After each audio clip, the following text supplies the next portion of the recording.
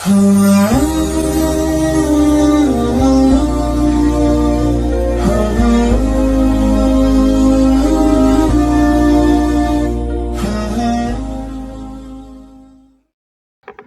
بالله من الشيطان الرجيم.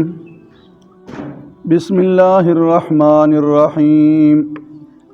قل إن كنتم تحبون الله فاتبعوني يحببكم الله ويغفر لكم ذنوبكم والله غفور رحيم. قل أطيعوا الله والرسول فإن تولوا فإن الله لا يحب الكافرين. إن الله اصطفى آدم ونوحا وآل إبراهيم وآل عمران على العالمين ذرية بعضها من بعض والله سميع عليم. سبحانك لا علم لنا إلا ما علمتنا إنك أنت العليم الحكيم. د دې نړوان دي آیاتونو مبارک کې اللہ تعالی جل شانه اما نواله د کافرانو سره د دوستانی ممانعت وکړو چې تاسو کافرانو سره د زړه محبت او مینه مه ساتئ، بلکې هغه کسان چې د الله دوستان دي، اولیاء دي، مؤمنان دي، د هغوی سره مینه او محبت وساتئ. اوس په دې آیاتونو کې الله تعالی د خپل محبت د پاره معیار مقرر گئی چې کم خلق د الله د محبت د عویدار دي نو د هغوی به علامه سوي، هغوی به د الله سره د محبت په کومه طریقې سره کوي. امام رازی رحمه الله تعالی عنه فرمای چې مخکې آیاتونو کې د الله تعالی پیغمبر باندې د ایمان ورولو لپاره بطور تهدید د یری او د وعید بیان شو، او اوس په دې آیاتونو کې د الله تعالی د پیغمبر باندې د ایمان وروړو یو نوی طریقه او انداز بیانېږي. یهودیانو به دا دعوه کوله چې مونږه نحن ابناء الله و احباؤه، مونږ د الله زامن یو او د الله محبوبین یو. نو دا آیت راغی چې تاسو د الله د محبت دعوه کوئ، نو ای زما حبیب دوی ته ووایه چې قل ان کنتم تحبون الله فاتبعونی. که چېرې تاسو چې تاسو د الله د محبت دعوه کوئ، بس زما تابعداري وکړئ، وایي زما نبوت ومنئ، زما حکم ومنئ، نو تاسو به په دې خپله دعوه کې رښتیني شئ. دغه شان د الله پیغمبر یو پیرا مسجد حرام بیت الله شریف تراغی، قریش مکہ مشرکین د بوتانو ته سجدې لګولې. د الله محبوب پیغمبر فتو فرمایل چې تاسو خدا د ابراهیم علیه السلام د دین بالکل مخالفت کوئ. دوی په جواب کې دا وویل چې موږ د دې بوتانو د عبادت دې دپاره کوو چې دوی به چې کوم دي موږ الله سره یو ځای کوي. دغه دی کې دا آیت راغی چې ای حبیب ووایه ورته که تاسو د الله د نږدېوالي دعوه کوئ، محبت دعوه کوئ، نو فتبعوني، پس زما حکم ومنئ، زما پیروي وکړئ. دغه شان چې کله روا کې چې عیسایانو چې کوم دي د عیسی علیه السلام تعظیم کولو، نو د الله پیغمبر ورته فرمایل چې تاسو د عیسی تعظیم کوئ، نو الله فرمایي که تاسو زما د محبت دعویدار یې نو زما تابعداري وکړئ. وی حدیث مبارک د الله پیغمبر فرمای که فرق موسی علیہ السلام جندی وی نو هغه به هم زما د شریعت تابع وي، او هغه ته به بله لاره بله نه وه چې هغه بل لاره اختیار کړې وي، بلکې هغه به هم زما د شریعت تابعداري کولې. نو چې کله موسی کلیم الله ته دا حکم دی که فرق هغه ته د الله د پیغمبر زمانه ملاوي، نو هغه به هم د الله د پیغمبر تابعداري کوله.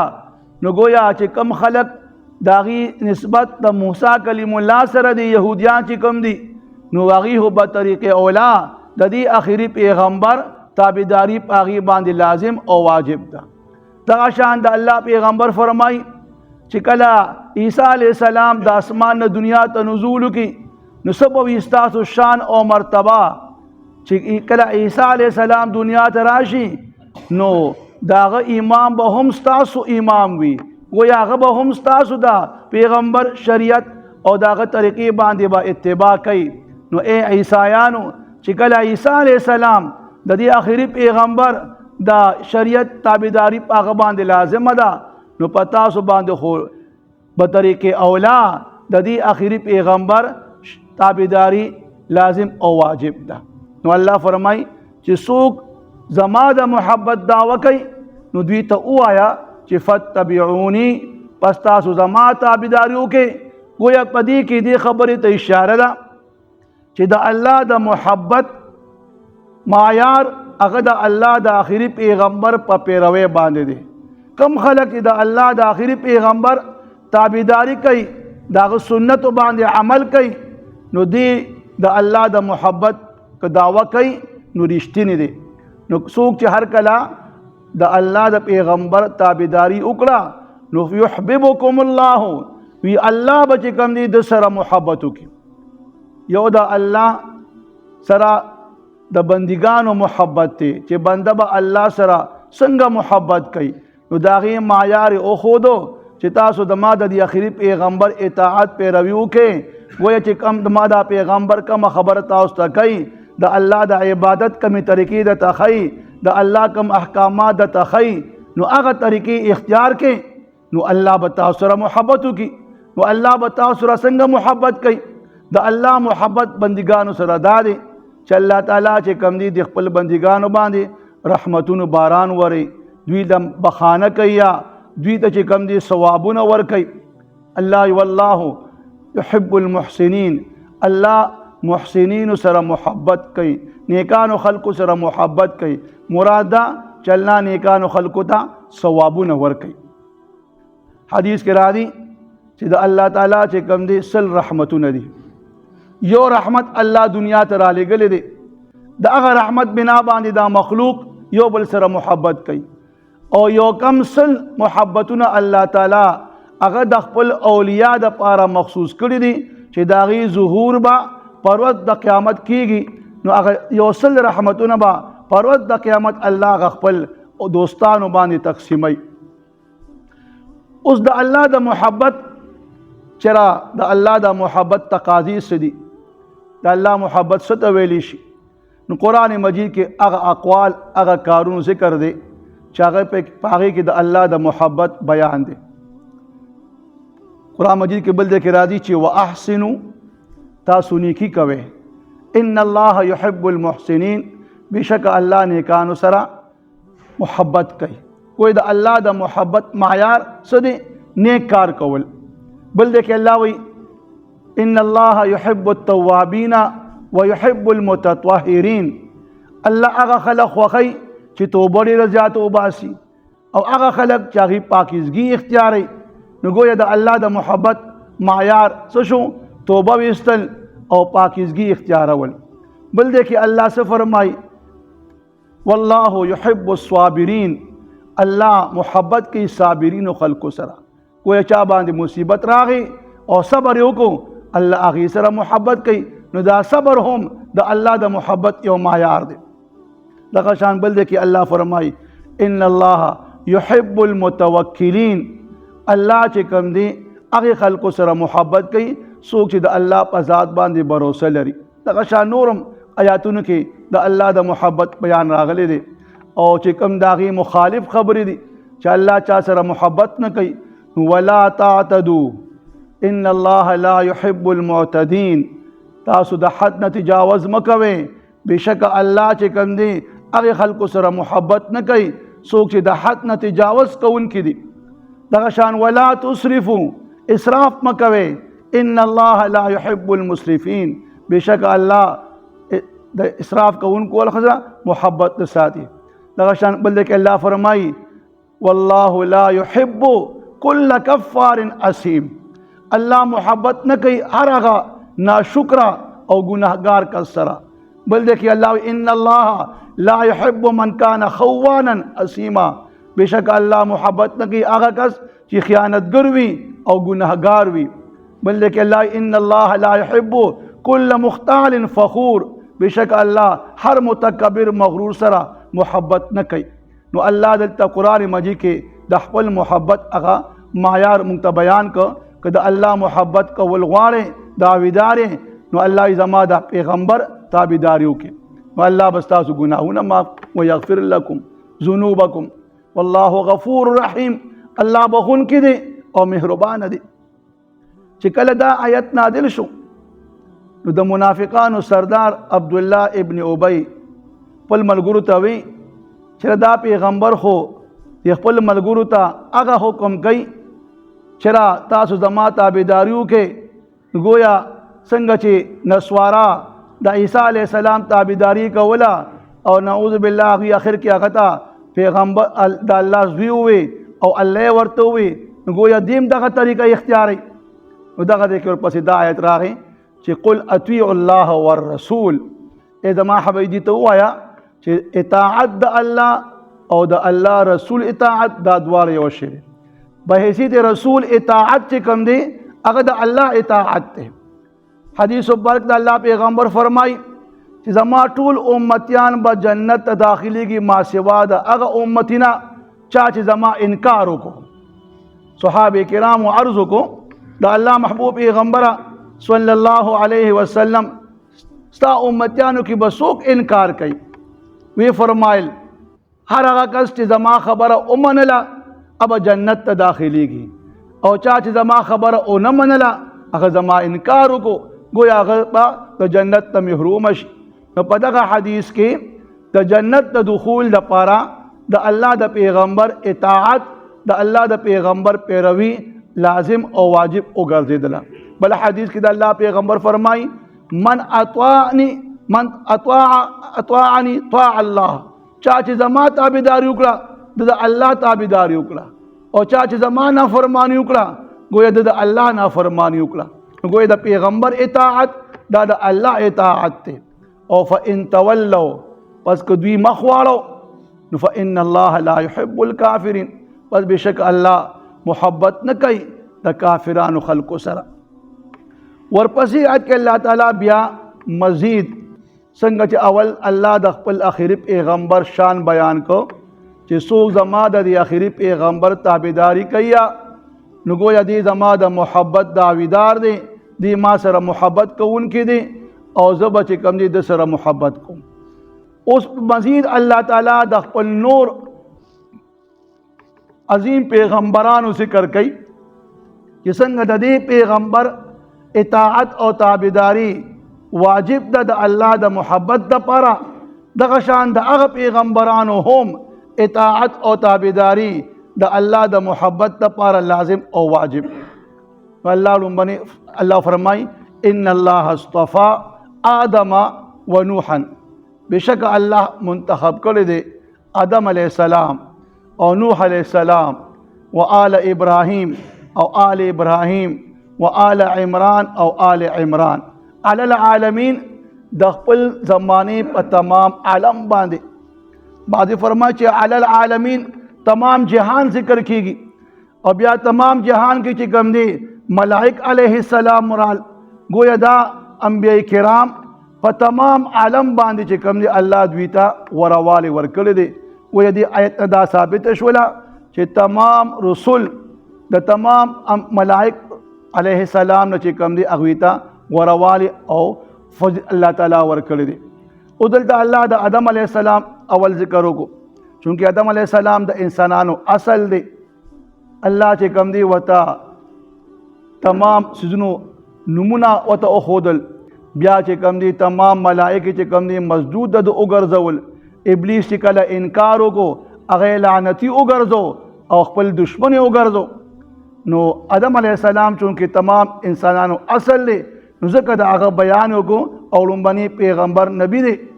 و نوح چې کوم دی نوح علیہ السلام آدم ثانی دی آدم اصغر دی گویا بیا د هغه نه پس چې کوم دی تمام انسانان دغه اولاد کې راځي او چې کله د نوح علیہ السلام زمانه رااله تمام خلک چې کوم دي کافران شو او بیا چې کوم دي د نوح علیہ السلام په دعوت سره څلګون دي کسان هغه ایمان قبول کو نو ټول چې کوم دي کافرانو او داغي په دعا سره بیا الله غ ټول کافران هلاک او بیا داغه د اولاد نه چې کوم دي دا نور چې کوم نسل الله تعالی جاری تر قیامت پورې وسات. وآل ابراهیم، آل ابراهیم چې کوم دی هغه اسحاق علیہ السلام دی، اسماعیل علیہ السلام دی، یعقوب علیہ السلام دی. دغه شان پای کې زمونږ خوږ پیغمبر جناب محمد مصطفی صلی الله علیه وسلم دی. آل ابراهیم ذکر وکړو چې الله تعالی چې کوم دی ابراهیم علیہ السلام په دا زمانہ کې هغه نبوت ورکړو چې تمام خلق کافرانو، واحد داغه نه علاوه هیڅ مسلمان نو. الله چې کوم دی هغه ته د خپل توحید پیغام چې کوم دی ذمہواری ورکړه او بیا الله هغه پاکي کامیاب او کامران وګرځو. وآل عمران، وآل عمران کې اوس دوه قول دي چې یو قول دا دی چې د آل عمران نه مراد موسی علیہ السلام او هارون علیہ السلام دی، ځکه د هغوی د والد محترم نوم عمران او موسی علیہ السلام او هارون السلام چې کوم دی الله تعالی یو جابر ظالم بادشاہ فرعون ته راولېږل، هغه ته دعوت د توحید ورکو، هغه انکار وکړو، بیا الله تعالی چې کوم دی هغه ته په دغه فرعون باندې او دغه قوم قبطیانو باندې بل پیغمبر ته غلبه ورکړه، بنی اسرائیل آزاد کړل، جادوګرانو هغه ټول جادو چې کوم دی د هغه په عصا باندې هغه اثر زایله شو، هغه ایمان قبول کو او دغه شان بنی اسرائیل د فرعون د ظلم نه الله تعالی خلاص کړل. ځکه د آل عمران ذکر کوي او بعضې فرمایي چې د آل عمران ته مراد د مریم بیبي د پلار عمران هم نومو، نو چونکې په دې آیاتونو کې رستو د بیبي مریم ذکر را روان دی، نو آل عمران د مراد چې کوم دی هغه مریم بنت عمران چې د عیسی علیہ السلام مور ده، د هغې ذکر را روان دی. نو الله تعالی فرمایي چې ما دوی له وروالی ورکو، منتخب مې کړل. نو آدم علیہ السلام، نوح علیہ السلام، آل ابراهیم، آل عمران په خپل زمانې په تمام عالم باندې گویا د دوی اتباع، د دوی پیروي دا زما د محبت علامه ده. څوک چې د ما د پیغمبرانو پیروي کوي، اطاعت کوي، گویا دوی زما اطاعت کوي او ما سره محبت ساتي. ذریتن، الله وی دا کم پیغمبرانو ذکر وشو ما سوا د آدم علیہ السلام نه دا ټول یو بل چې کم دی د یو بل اولاد دي. ذریتن بعضها من بعض، بعض د دوی د بعضو اولاد دي. ما سوا د آدم علیہ السلام نه دا ټول چې کم دی د نوح علیہ السلام، د آل ابراهیم، د آل عمران دغه شان دا سلسله را روانه ده. نو الله وی دا اولاد دي بعض د دوی د بعض. والله سمیع علیم، الله اوریدونکی دی د هغه یهودیانو د عیسایانو هغه باطل اقوال چې هغوی به وي چې نحن ابناء الله و احباؤه، موږ د الله زامن یو، د الله دوستان یو. دغه شان عیسایانو به وي چې عیسی ابن الله. الله وی د دې دا ټولو دا باطلو خبرې اورم او د دې چې کوم دا باطل خبرې دي نو دا د دوی د دنیوي غرض او لالچ په بنا باندې دي. او الله وی زه علیم ما، د دې په نیتونو باندې خبرې ما چې دی په کم نیت سره دی چې کم دی د الله تعالی چې کم دی د دوستانې دعوی کوي او ځان ته د الله محبوبین وي. نو الله دې دی په نیت باندې خبردار ما، دوی له بزه د دوی د نیت مطابق بیا پرد د قیامت چې کم دی سزا ورکو.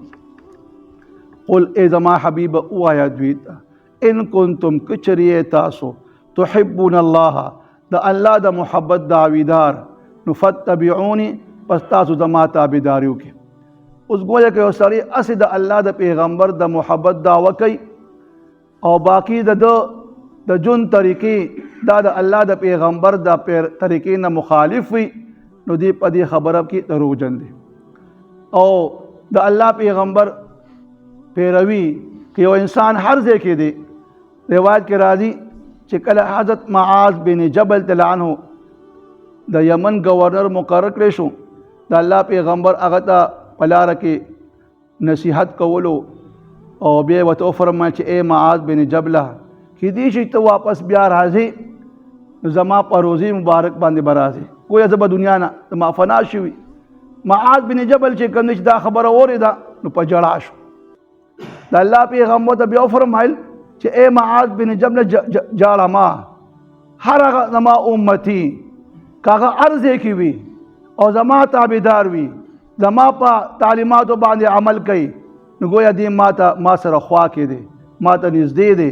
گویا کدی گویا که په هر څومره فاصله باندې دی، خو چې زما اطاعت کوونکی دی، زما تابعداري کوونکی دی، نو دې زما سره نږدې دی او کفر کا کدی زما تابعداري نه کوي او دې چې کوم دي زما د روزي مبارک جالو کې دندم راشي او ما ته ودرېږي او زما د طریقو مخالف وي نو دې زمانه لري دی. لہذا د الله د پیغمبر تابعداري په صحیح معنو کې چې د الله تعلیماتو باندې عمل کول وي. چا چې څوک د الله د پیغمبر پورا تابعداري اختیار کړه نو دې د الله د محبت دعویدار وګرځېدو. یحببکم الله، الله به د سره محبت وکړي. ويغفر لكم، او بخانه به وکړي دته ذنوبکم د ګناهونو. والله غفور، الله بخون کې دی، رحیم او مهربان دی. قلت وتوای ای زما حبیبه اطیع الله، د الله اطاعت وکړي، والرسول او د الله د پیغمبر. فان تولوا، پس که دوی مخ واړو نو فان الله، پس بشک الله لا يحب الكافرین، محبت نه کوي د کافرانو سره. ان الله اصطفى، بشک الله منتخب کړی دی آدم علیہ السلام، آدم ونوحا او نوح علیہ السلام، وآل ابراہیم او آل ابراہیم، وآل عمران او آل عمران، علی العالمین، د خپل زمانه په تمام خلقو باندې. ذریة بعضها من بعض، بعض د دوی اولاد د بعض نورو. والله سمیع علیم، الله اوریدونکی دی او خبر دی د دوی د نیتونو باندې. قل ای زما حبیب اوایه دوی ته ان کنتم کچری تاسو تحبون الله، دا الله د محبت دعویدار، نو فتبعونی، پس تاسو زما تابعداري وکړئ. یحببکم الله، نو الله به تاسو سره محبت وکړي. ویغفر لکم، او بخانه به وکړي تاسو ته ذنوبکم، ستاسو د ګناهونو. والله، او الله هغه ذات دی غفور، بخون کې دی، رحیم او مهربان دی. قلت وته اوایا اطیع الله، د الله اطاعت وکړئ، والرسول او د الله د پیغمبر. فان تولوا، پس که دوی مخ واړو، روګردانی وکړه، نو فان الله، پس بشک الله هغه ذات دی چې لا يحب الكافرین، محبت نه کوي د کافرانو سره.